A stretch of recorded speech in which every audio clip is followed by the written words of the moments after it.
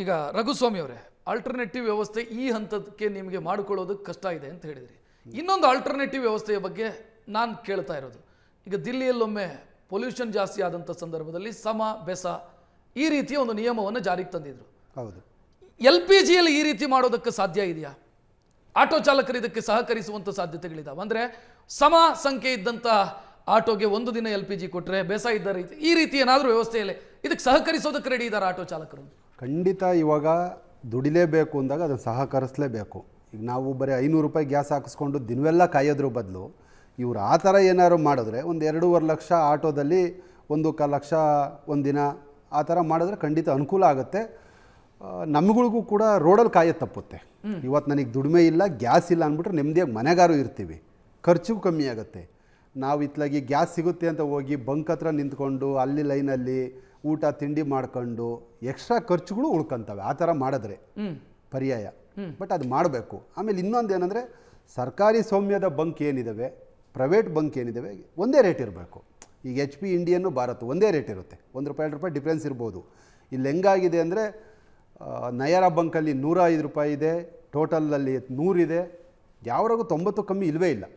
ಇದು ದೊಡ್ಡ ಸಮಸ್ಯೆ ಆಗ್ತಾ ಇರೋದು. ನಮಗೆ 52 ರೂಪಾಯಿ ಇದ್ದಾಗ ಮೀಟ್ರ್ ರೇಟ್ ಜಾಸ್ತಿ ಮಾಡಿದ್ದು 36 ರೂಪಾಯಿನ. ಅದು ಏನು 3-4 ವರ್ಷ ಆದಮೇಲೆ. ಇವಾಗ ಬರೀ 2 ತಿಂಗಳಲ್ಲಿ ಇಷ್ಟು ರೇಟ್ ಜಾಸ್ತಿ ಆಗಿದೆ, ನಮ್ಗೆ ಅಷ್ಟೇ ಇರುತ್ತೆ. ಅದು ದೊಡ್ಡ ಸಮಸ್ಯೆ.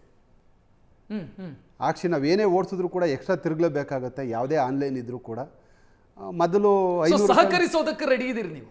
ಸರ್ಕಾರ ಏನಾದರೂ ಬದಲಾವಣೆಗಳನ್ನು ಮಾಡ್ತೀವಿ, ಹಂಚಿಕೆಯಲ್ಲಿ ಬದಲಾವಣೆ ಮಾಡ್ತೀವಿ ಅಂತಂದ್ರೆ ಸಹಕರಿಸೋದಕ್ಕೆ ಆಟೋ ಚಾಲಕರು ಖಂಡಿತ ಸಹಕರಿಸಲೇಬೇಕು. ಪ್ರತಿಯೊಬ್ಬ ಆಟೋ ಚಾಲಕನೂ ದುಡಿಲೇಬೇಕು ಅಂದಾಗ ಅದನ್ನು ಸಹಕರಿಸಲೇಬೇಕು. ಸಹಕರಿಸಿದ್ರೆ ಒಳ್ಳೇದು. ಇಲ್ಲಾಂದರೆ ಎಲ್ಲರೂ ರೋಡಲ್ಲಿ ನಿಂತಿರ್ತೀವಿ. ಅದ್ರ ಬದಲು ಒಂದು ದಿನ ಗ್ಯಾಸ್ ಹಾಕಿಸ್ಕೊಂಡು ಒಂದಿನ ಡ್ಯೂಟಿ ಮಾಡೋದು, ಒಂದಿನ ಒಟ್ಟಿನ ಫುಲ್ ಟ್ಯಾಂಕ್ ಕೊಡ್ಬೇಕು ನಮಗೆ.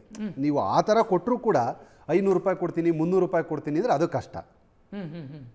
ಒಂದು ಫಸ್ಟ್ ಡೇ ಫುಲ್ ಟ್ಯಾಂಕು ನೀನು ಎಷ್ಟಾದ್ರು ಓಡಿಸ್ಕೋ, ಏನಾರು ಆ ಥರ ಕೊಟ್ಟರು ತೊಂದರೆ ಇಲ್ಲ. ನಾನು ಇದನ್ನು ಕೇಶವ್ ಅವರನ್ನು ಕೇಳ್ತೀನಿ. ಕೇಶವ್ ಅವರೇ, ಒಂದು ಸಮಸ್ಯೆ ಬಗೆಹರಿಬೇಕು ಅಂತಾದರೆ ಸಮಸ್ಯೆ ಇದೆ ಅನ್ನೋದನ್ನು ನಾವು ಒಪ್ಕೊಳ್ಬೇಕಾಗತ್ತೆ, ಅಂದರೆ ಸರ್ಕಾರ ಒಪ್ಕೊಳ್ಬೇಕಾಗತ್ತೆ. ಇಲ್ಲಿ ಪ್ರಾಬ್ಲಮ್ ಎಲ್ಲಾಗಿದೆ ಅಂತಂದರೆ ಸಮಸ್ಯೆನೇ ಇಲ್ಲ ಅಂತ ಸಚಿವರು ಹೇಳ್ತಾರೆ. LPG ಆಟೋದಲ್ಲಿ ಆಟೋ LPGಯಲ್ಲಿ ಪ್ರಾಬ್ಲಮ್ಮೇ ಆಗಿಲ್ಲ ಅಂತ. ಸಮಸ್ಯೆ ಇದೆ ಅನ್ನೋದನ್ನು ಒಪ್ಕೊಂಡ್ರೆ ಆಲ್ಟರ್ನೇಟಿವ್ ನಾವು ಯೋಚನೆ ಮಾಡ್ಬೋದು. ಈಗ ನಾನು ಹೇಳಿದೆ, ಸಹಕರಿಸೋದಕ್ಕೆ ಆಟೋ ಚಾಲಕರು ರೆಡಿ ಇದ್ದಾರೆ. ನೀವು ಸಮ ಬೆಸ ಅಂತ ವ್ಯವಸ್ಥೆ ಮಾಡ್ತಿರೋ ಅಥವಾ ರೇಷನಿಂಗ್ ವ್ಯವಸ್ಥೆ ಮಾಡ್ತಿರೋ, ಏನೋ ಒಂದು ಸಹಕರಿಸೋದಕ್ಕೆ ರೆಡಿ ಇದ್ದಾರೆ ಅವರು. ಬಟ್ ನೀವು ಅಡ್ಮಿಟ್ ಮಾಡ್ಕೊಳ್ಳೋದಕ್ಕೆ ರೆಡಿ ಇಲ್ಲ ಸಮಸ್ಯೆ ಇದೆ ಅನ್ನೋದನ್ನು. ಇದು ಸಮಸ್ಯೆ ಆಗ್ತಿದೆಯಾ ಅಂತ ನನಗೆ ಅನಿಸ್ತಾ ಇರೋದು. ಇಲ್ಲ, ಸಮಸ್ಯೆ ಇರೋದನ್ನ ಆದ್ರೆ ಓವರ್ ಆಲ್ ಸ್ಟಾಕ್ ಇದೆ ಅಂದ್ರೆ ನಾವು ಹೆದರ್ಬಾರ್ದು ಜನ ಅನ್ನೋ ಕಾರಣಕ್ಕಾಗಿ ಸರ್ಕಾರಗಳು ಆ ತರ ಹೇಳ್ತಾ ಇರತ್ತೆ ಅಂತ ನನಗನ್ಸುತ್ತೆ. ಯಾಕಂದ್ರೆ ಒಂದೇ ಸರಿ ನಿಮ್ಗೆ ಪೂರ್ತಿ ಕ್ರೈಸಿಸ್ ಇದೆ ಅಂತ ಅಂದ್ಬಿಟ್ರೆ ಯಾರಾದ್ರೂ ಆತಂಕಕ್ಕೆ ಒಳಗಾಗ್ತಾರೆ ಅನ್ನೋ ಕಾರಣಕ್ಕಾಗಿ. ಬಟ್ ಒಂದಷ್ಟು ಈ ಯುದ್ಧದ ಕಾರಣಕ್ಕಾಗಿ ಇಷ್ಟು ಸಪ್ಲೈ ಕಡಿತ ಆಗಿದೆ ಅಂತ ಹೇಳಿದ್ರೆ ಆಗ ನೀವ್ ಹೇಳುವ ರೀತಿಯಲ್ಲಿ ಅದು ಸರಿ ಹೋಗುತ್ತೆ. ಯಾಕಂದ್ರೆ ಯುದ್ಧದ ಕಾರಣಕ್ಕಾಗಿ ನಮ್ಮಲ್ಲಿ ಈಗ ಎಲ್ರಿಗೂ ಗೊತ್ತಿದೆ, ಹಡಗು ಮುಂಚೆ ಪ್ರತಿ ವಾರ ಬರ್ತಿತ್ತು, ಈಗ ನಮ್ಗೆ ಇಷ್ಟು ದಿನದ ಇದ್ರಲ್ಲಿ ನಮ್ಗೆ 6 ಬಂದಿದೆ, 6-7 ಬಂದಿದೆ ಅಲ್ಲಿಂದ. ಇನ್ ಮಿಕ್ಕಿದೆಲ್ಲ ನಮ್ಗೆ ಆಲ್ಟರ್ನೇಟಿವ್ ರೂಟ್ಸ್ ಇಂದಾನೆ ಬಂದಿರೋದು, ಗಲ್ಫ್ ಕಡೆಯಿಂದ ಬಂದದ್ದು ಬರೀ 6 ಅಂತ ಹೇಳ್ತಾರೆ. ಸೊ ಈ ತರದ ಸಮಸ್ಯೆಗಳು ಇರೋದ್ರಿಂದ ಅದನ್ನ ಒಂದಷ್ಟು ಒಪ್ಕೊಳ್ಳೋದ್ರಲ್ಲಿ ತಪ್ಪಿಲ್ಲ ಅಂತ ನನಗನ್ಸುತ್ತೆ. ಯಾಕಂದ್ರೆ ಹೇಳ್ಬೇಕು, ಯಾಕಂದ್ರೆ ಈಗ ಸಪ್ಲೈ ಚೈನ್ ಡಿಸ್ರಪ್ಷನ್ ಇರೋದ್ರಿಂದ ಈ ಸಮಸ್ಯೆಗಳಿದೆ, ಇದನ್ನ ಈ ತರ ನಾವು ಸಾಲ್ವ್ ಮಾಡ್ಲಿಕ್ಕೆ ಯೋಚನೆ ಮಾಡ್ತಾ ಇದ್ದೀವಿ ಅಂತ ಜನರಿಂದನೂ ಸೊಲ್ಯೂಷನ್ಸ್. ಈಗ ಆಟೋ ಮಾಲೀಕ ಸಂಘದ ಅಧ್ಯಕ್ಷರು ನಿಮ್ಮ ಸಲಹೆನ ಒಪ್ಕೋತಾ ಇದ್ರು. ಅವರು ಆಲ್ಟರ್ನೇಟಿವ್ ಡೇಸ್ಗೆ ನಾನು ಮಾಡಿದ್ರೆ ನಮ್ಗೆ ಒಮ್ಮತ ಇದೆ ಅಂತ. ಆ ತರದ ಒಂದು ಸೊಲ್ಯೂಷನ್ಸ್ ನ ಅವರಿಂದನೇ ಕೇಳ್ಬೋದು. ನನ್ನ ಪ್ರಕಾರ ಯಾರು ಫೀಲ್ಡ್ ಅಲ್ಲಿ ಇರ್ತಾರೆ ಅವ್ರಿಗೆ ಗೊತ್ತಿರುತ್ತೆ ವೇರ್ ಇಟ್ ಪಿಂಚಸ್ ಅಂತ. ಅವ್ರನ್ನೇ ಇದನ್ನ ಯಾವ ರೀತಿಲಿ ಸಾಲ್ವ್ ಮಾಡ್ಕೊಡ್ಬೋದು ನಾವು ಸದ್ಯಕ್ಕೆ. ಯಾಕಂದ್ರೆ ಇಷ್ಟು ಸ್ಟಾಕ್ ಇದೆ, ಇದಿಷ್ಟು ದಿನಕ್ಕೆ ಆಗತ್ತೆ, ಇದನ್ನ ನಾವು ಈ ರೀತಿಯಲ್ಲಿ ಡಿಸ್ಟ್ರಿಬ್ಯೂಟ್ ಮಾಡಿದ್ರೆ ನಿಮ್ಗೆ ಅನುಕೂಲ ಆಗತ್ತೆ ಅಂತ ಕೇಳಿದ್ರೆ ಬಹುಶಃ ಅವರೆಲ್ಲರೂ ಅವ್ರವ್ರ ಸೊಲ್ಯೂಷನ್ಸ್ ಅನ್ನ ಕೊಡ್ತಾರೆ.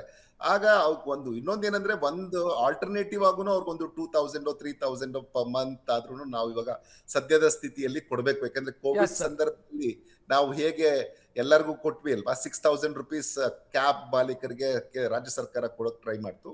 ಆ ತರ ಇವಾಗ್ಲೂ ಈ ತರ ಸಂಕಷ್ಟಕ್ಕೊಳಗಾದ ಎಲ್ಲ ಸೆಕ್ಟರ್ಸ್ಗೆ ಒಂದಷ್ಟು, ಯಾಕಂದ್ರೆ ತುಂಬಾ ಎಕ್ಸ್ಪೆಕ್ಟ್ ಮಾಡಕ್ ಆಗಲ್ಲ, ಅವ್ರ ಏನ್ ಲಾಸ್ ಇರುತ್ತೆ ಅದ್ರ 50% ಆದ್ರೂ ತುಂಬಿಕೊಡುವಂತ ಕೆಲಸವನ್ನ ಸರ್ಕಾರ ಮಾಡಿದ್ರೆ ಅವ್ರ ಜೀವನ ಮಟ್ಟ ಕೂಡ ಸುಧಾರಿಸುತ್ತೆ.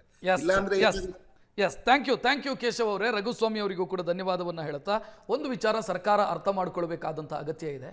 ಹೋಟೆಲ್ ಮಾಲಕರಿಗೆ ಒಂದಿಷ್ಟು ದಿನಗಳಾದರೂ ಜೀರ್ಣಿಸಿಕೊಳ್ಳುವಂಥ ಶಕ್ತಿ ಇತ್ತು. ಆಟೋ ಚಾಲಕರು ಹಂಗಲ್ಲ, ಅವತ್ತು ದುಡ್ದಿದ್ದು ಅವತ್ತಿಗೆ ಆಗಬೇಕು. ಸೊ ಒಂದು ದಿನಾನೋ 2 ದಿನಾನೋ ಆಟೋ ನಿಲ್ತು ಅಂತಾದರೆ ಅವರ ಪರಿಸ್ಥಿತಿ ಬೇರೆ ರೀತಿಯಲ್ಲಾಗುತ್ತೆ.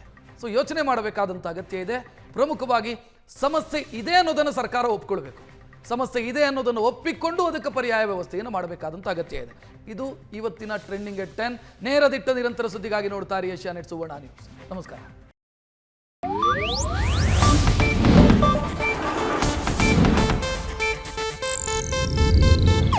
ಇದು ಏಷ್ಯಾನೆಟ್ ನ್ಯೂಸ್ ನೆಟ್ವರ್ಕ್ ಪ್ರಸ್ತುತಿ.